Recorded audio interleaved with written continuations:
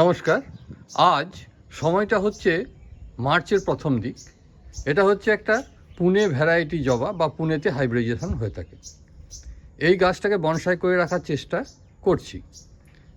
আজকে দেখাচ্ছি, অনেক সময় দেখবেন এর গাছের গোড়াকার পাতাগুলো হলুদ হয়ে ঝরে যায়।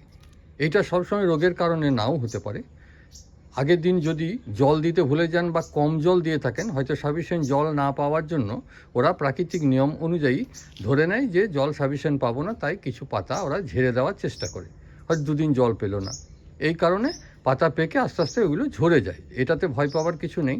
পাতা যদি রোগের কারণে হয়, তখন গোটা গাছটার উপরে একটা প্রভাব আসবে।